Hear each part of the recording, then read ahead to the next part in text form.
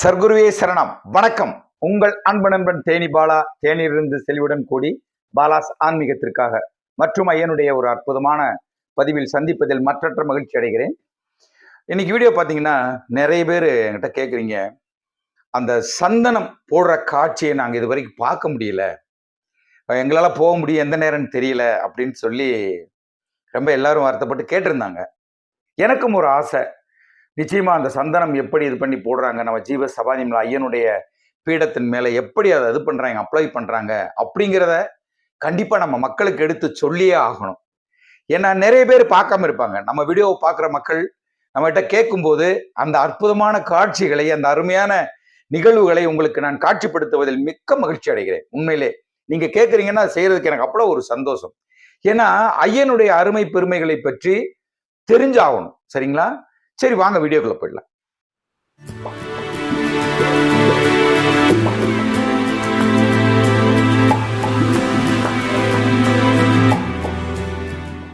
வாங்க வீடியோக்குள்ள போயிடலாம். இன்னைக்கு வீடியோ உங்களுக்கு தெரியும், சந்தனம் விபூதி அந்த நம்மளோட ஐயனுடைய பீடத்தின் மேல போடுறது எப்படின்னு கேட்டிருக்கீங்க.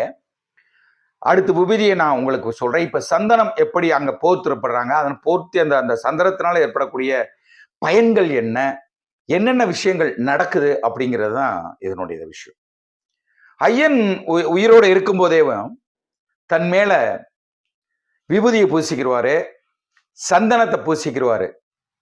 நீங்க பார்த்துருப்பீங்க, பல வீடியோ பார்த்துருப்பீங்க, பல போட்டோஸ் பார்த்துருப்பீங்க. தன் மேல அதை பூசிக்கிட்டு அவர் அலைவார் எங்க இருந்தாலும். ஏன் அப்படின்னா, யாரெல்லாம் பிரச்சனைகளோட, தீராத நோய்களோட வர்றாங்க பாத்தீங்களா, இதை நீங்க பாயிண்ட் பண்ணிக்கணும். தீராத நோய்களோடு வருபவர்கள் நிறைய பேர் ஐயன் இருக்கும்போது வந்திருக்காங்க. ஐயன் என்ன பண்ணுவாராம், டக்குன்னு அதுல இருந்து பிச்சை எடுத்து கொடுத்து, போடா இது கலைக்கு குடியா சாமி, சரியா போ பொழப்ப பாரு அப்படிம்பாரு. அப்ப சில பேர்களுக்கு ஆச்சரியமாக இருந்திருக்கலாம், கேலி கிண்டலாக கூட இருந்திருக்கலாம், என்ன இதை கொடுத்தோம்னா சரியாயிடுதா அப்படின்னு. அன்றும் சரியானது, என்றும் சரியாகிறது. இந்த ரெண்டுக்கு நான் ஒற்றுமை ஒண்ணுதான், உங்களுடைய நோயினுடைய தன்மை சரியாகிறது. நான் அதற்காக எந்த விதமான மருத்துவத்துறையையும் மருத்துவத்தையும் இழித்து பேசுபவன் அல்ல. நான் பல வீடியோவில் உங்களுக்கு சொல்லியிருக்கேன், உயிர் காக்கும் மருத்துவம் அதெல்லாம் நிச்சயமாக செய்யணும். அதெல்லாம் ஐயனே சொல்லியிருக்காரு. நிச்சயமாக ஒருத்தர்லாம் தன்னுடைய மனைவிக்கு அப்பயேவும் கர்ப்பப்பை பிரச்சனை இருந்திருக்கு, அப்பயே போய் கேட்டிருக்காரு. அவர் எல்லாம் அந்த இதை எடுத்து கொடுத்து சொன்னார், அது வெட்டி எறிடா போடா அப்படின்னு இருக்காரு. நல்லா தெரிஞ்சுக்கணும், இது நடந்த விஷயம். ராதாகிருஷ்ணன் என்பவருக்கு இது உண்மையில் நடந்த விஷயம். அவர் இருக்கும்போது சொன்னதை அவர் செய்யல. ஐயன் இருக்கார்ல, ஐயன் இருக்கும்போது என்ன, ஐயன் இருக்கும்போது சரிதான், ஐயனுடைய சொல் சரிதான், ஐயனை நாம் நம்புவதும் சரிதான். ஆனா அவர் ஒரு வார்த்தை சொன்னார் இல்லையா, போய் வெட்டி எறிடா சாமி, வீண் சுமை எதற்கு, இதை நம்ம செய்யணுமா இல்லையா, அவர் சொன்ன வார்த்தையை ஃபாலோ பண்ணி செய்யணுமா இல்லையா, செய்யவில்லை. இப்ப அவர் ஜீவ சமாதி அடைந்ததுக்கு பல வருடங்களுக்கு அப்போ ரொம்ப வருத்தப்பட்டு மனைவியை கூப்பிட்டு இடுமன்மலையில வந்து ரொம்ப வருத்தப்பட்டு ரொம்ப கண்ணீர் விட்டார். நான் அதான் சொன்னேன், சொல் பேச்சு கேளாமை கூடாது. சொன்ன ஐயன் சொன்னார்ல, கேட்கணும். தன் மீது விபூதியும் சந்தனத்தையும் பூசிக்கொண்டு வரும் அத்தனை பிரச்சனை உள்ள நபர்களுக்கும் தீர்வு தந்திருக்காருன்னா சர்க்குரு மட்டும் கணக்கன் பெட்டி பழனிசாமி ஐயா மட்டும்தான் இதை செஞ்சுட்டு இருந்திருக்காரு. நிறைய சித்தர்கள் செஞ்சிருக்காங்க, இல்லைன்னு சொல்ல முடியாது. நிறைய சித்தர்கள், ஐயனுடைய 18 சித்தர்களுடைய வழித்தோன்றர்கள் அதனுடைய எல்லாமே செஞ்சுட்டு இருக்காங்க, நிறைய அற்புதங்கள் நடத்திருக்காங்க. ஆனால் இந்த கலியுகத்தில் இப்போது நான் அதை சொல்ல வரேன், இந்த 20 வருடத்திற்குள், இந்த 15 வருடத்துக்குள்ள பாத்தீங்கன்னா, இப்ப ஐயன் ஜீவசமாதியாக 12வது வருஷம் ஆக போகுது, குரு பூஜை. அதுக்கு முன்னாடி அவரை அடையாளம் கண்டு கொண்டது ஒரு 5, 6, 7, 8 வருஷமா. இந்த 20 வருடத்திற்குள்ளாக ஐயன் நடத்திய லீலைகள், ஐயன் நடத்திய அற்புதங்கள் ஏராளம் ஏராளம், சொல்லி மாளாது. அதுல ஒண்ணுதான் தன் மீது விபூதி சந்தனத்தை பூசிக்கொண்டு ஐயன் மக்களுக்காக அந்த செஞ்சார் அப்படிங்கிறது. சில அறிவெளிகள் என்கிட்ட பதிவுல போடுவாங்க, நிறைய நீங்க பார்த்துருப்பீங்க. நான் போனேன், ஒண்ணுமே நடக்கல, நீ போன என்ன நடந்துச்சு, நீ உனக்காக கத்துற, இது என்ன நடந்தது, இப்படி எல்லாம் நிறைய பேர் பேசுறாங்க. கருணை கூர்ந்து உங்களுக்கு சொல்றேன், நான் சொல்வது அத்தனையும் உண்மையை சொல்லிக் கொண்டிருக்கிறேன், சாட்சியோடு. நானா கற்பனை பண்ணி எதுவுமே சொல்லல. என் ஐயன் சர்க்குரு ஞான வள்ளலுடைய பெருமைகளை, அருமைகளை உங்கள் முன்னாடி கொண்டாந்து நிறுத்துறேன்னா, எந்த ஜென்ம, எத்தனை ஜென்மத்தினுடைய புண்ணியம் எனக்கு தெரியாது. தென்கோடியில் இருந்த என்னை தேர்ந்தெடுத்து உங்களுக்கெல்லாம் சொல்லுன்னு சொல்லி அந்த விஷயங்களை சொல்ல வச்ச என் ஐயன் சர்க்குருவின் ஞானவள்ளனுடைய பாதங்களை என்றும் சரணடைந்திருக்கிறேன். என் குடும்பமே, என் வாரிசே வரும், அது நடக்கும். சரி வாங்க, நம்ம விபூதி சந்தனத்தை பத்தி சொல்லிட்டோம். இவ ஜீவ சமாதியில பாத்தீங்கன்னா பௌர்ணமிக்கு பௌர்ணமி அன்னைக்கு சாப்பிட்டோம்னா அதுக்கு ஆரம்பிக்கும் போதே அருமையாக அந்த இதை சாத்துறாங்க. அது அந்த அற்புதமான காட்சிகளை நீங்க பாருங்க. அதனுடைய எடுத்து, அந்த சந்தனத்தை எடுத்து என்னெல்லாம் பண்றாங்கன்னு சொல்றேன், சரிங்களா? வாங்க பாருங்க. எப்படி காட்சி, அருமையான காட்சி இல்லையா? அற்புதமான காட்சி இல்லையா? அப்படியே கண்ணுக்கு எப்படி இருந்தது? அப்படியே கண்ணுக்கு குளுமையாக மஞ்சள், குரு பகவான் இல்லையா? மஞ்சள் யாருக்கு? குருவனுடையது. அப்படியே எவ்வளவு அழகா போட்டுட்டு இருக்காங்க பாத்தீங்களா? இதை நான் ஒரு பிரியத்தகமா உங்களுக்கு எடுத்து இதை தனியாக போடணும் அப்படின்னு சொல்லிதான் இதுல எடுத்து வச்சிருந்தேன். ஏன்னா நிறைய பேர் கேட்குறீங்க, பார்க்க முடியறது இல்லை. பக்கத்துல போய் எத்தனை பேர் பார்க்க முடியும்? அந்த காட்சியை நம்ம யாருமே ஒளிபரப்புறது இல்லை இல்லையா? நம்ம அந்த பூஜை நேரத்துல தான் எல்லாரும் பாக்குறீங்க லைவ்ல.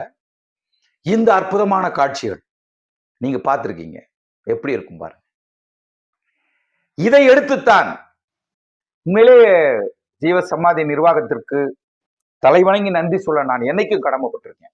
அண்ணன் மோகன் அண்ணன் அவர்களுக்கும் அவர்களை சார்ந்த குழுவினருக்கும் மனமார்ந்த இருகரம் கூப்பி உங்களுக்கு என்னைக்கு நான் நன்றி சொல்ல கடமைப்பட்டிருக்கேன்.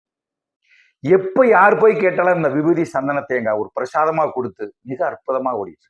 அந்த 5 நாள் 6 நாள் கழிச்சு அது காஞ்சதுக்கு அப்புறம் எடுத்து அதை பாடம் பண்ணி தட்டி எடுத்து பொடியாக்கி பவுடர் இதுல போட்டு பிளாஸ்டிக்ல போட்டு வர்ற மக்களுக்கு எல்லாருக்கும் எவ்வளவு சிரத்தையாக அதை கொடுத்து கொண்டிருக்காரு. உங்களுக்கு ஒரு பிரச்சனை இருக்கு, நோய் இருக்குன்னா வாங்கி கொண்டு போய் சாப்பிடுங்க சார். ஒரு டம்ளர்ல தண்ணி எடுத்து ஒவ்வொரு சிட்டியை எடுத்து போட்டு 2யுமே கலக்கி சாப்பிடுங்க. ஜீவ சமாதியில் கொடுக்குற விபூதி எடுத்து வச்சுக்குங்க. கொஞ்சம் விபூதி வாங்கிட்டு வாங்க, வந்து விபூதி வாங்கி போட்டு அதை கலந்துக்கிட்டாலும் ஓகே. ஆனால் ஜீவ சமாதியில் கொடுக்கும் விபூதியை பியூரா அப்படியே சந்தனத்தை எடுத்து தண்ணியில போட்டு நீங்கள் எடுத்து அருந்தும் தொடர்ந்து நோய் இருக்கிறவங்க சாப்பிட்டுட்டு வரும்போது அருமையாக குணமாகும். மிக அற்புதமான குணங்கள் ஏற்படும். உங்களால நம்பவே முடியாது, அப்படி விஷயங்கள்லாம் நடக்கும், நடந்து கொண்டே இருக்கிறது. சரிங்களா? இந்த விஷயம் உங்கள் வீட்டில் யாராவது நோய்வாய்ப்பட்டவங்க இருக்காங்கன்னா கருணை கூர்ந்த ஐயனிடத்துல கூப்பிட்டு போங்க. கூப்பிட்டு போக முடியாத பட்சத்தில் நீங்கள் போங்க, ஐயனிடம் மன்றாடி வேண்டுங்க. மோகன் சாமி இங்க இருப்பாங்க, மோகன் அண்ணா இருப்பாங்க, விஷயத்தை சொல்லி வாங்குங்க. அழகா வாங்கிட்டு வந்து கருணை கூர்ந்து கொடுங்க, மிக நல்லதாகும். இன்னொரு விஷயம் உங்களுக்கு நான் சொல்லிக்கொள்ள ஆசைப்படுகிறேன். நிறைய பேர் காழ்ப்புணர்ச்சியோட பேசுறீங்க. கருணை கூர்ந்து சொல்கிறேன், காழ்ப்புணர்ச்சி வேண்டாம். ஜீவ சமாதி கொளிக்கிறது என்றால் அது மனிதர்களால் மட்டுமல்ல, ஐயனுடைய கருணை, நம் ஐயன் பரபிரமம் ஞான வள்ளலுடைய கருணை இருக்க போய் தான் அது கொளிச்சிட்டு இருக்கு.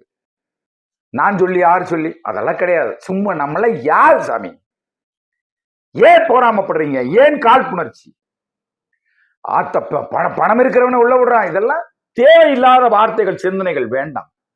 யார் எங்க போனாலும் உங்களுக்கு என்ன? உங்கள் வேலை என்ன? ஜீவ சமாதி போனோம், ஐயனை வேண்டணும். கூட்டமா இருக்கா? வெளியே உட்கார்ந்து வேண்டுங்க. உங்க பக்கத்துல வந்துருவாருன்னு சொல்றேன்ல, வருவார், நம்புங்கள். வந்து வருவார், பேசுவார். உங்களுக்கான தீர்வை அந்த ஜீவ சமாதி விரியன் மரத்தில் தந்தே தீருவார். தந்து கொண்டு இருக்கிறார் என்பதை மறந்து விடார்கள் மக்களே. காழ்ப்புணர்ச்சி வேண்டாம். யாரும் என்னமும் செஞ்சுட்டு போட்டு உங்களுக்கு அதை பத்தி உங்களுக்கு விஷயம் இல்லை. தோசையை மட்டும் சாப்பிடுங்க. தோசையில் இருக்கிற ஓட்டை என்பது உங்கள் வேலை அல்ல. எனக்கே 1000 பிரச்சனை இருக்கு, நம்ம அத்தனை பிரச்சனை பத்தி ஏன் நினைக்கணும்? இட்ஸ் வெரி ரொம்ப தப்பு. சரிங்களா? நல்லபடியாக ஜீவ சமாதிக்கு செல்லுங்கள். உங்கள் பிரச்சனைகளை ஐயன் சர்க்குருவுடைய பாதங்களில் வையுங்கள். எனக்கு இது என் பிரச்சனை, என் குடும்பத்துக்கு இது பிரச்சனை, என்னை சார்ந்தவர்களின் பிரச்சனை, என் நண்பர்களுக்கு பிரச்சனை, அந்த இதை மட்டும் வைங்க. மிக அற்புதமாக அந்த விஷயங்கள் எல்லாம் நடந்தேறும் என்று கூறி மீண்டும் ஐயனுடைய உண்மையான பதிவில் சந்திக்கும் வரை உங்களிடமிருந்து விடைபெறுவது உங்கள் அன்பு நண்பன் தேனி பாலா செல்வி. வணக்கம். குருவே உன் துணையன்றி வேறு துணை எனக்கேது? வேறு துணை எனக்கேது.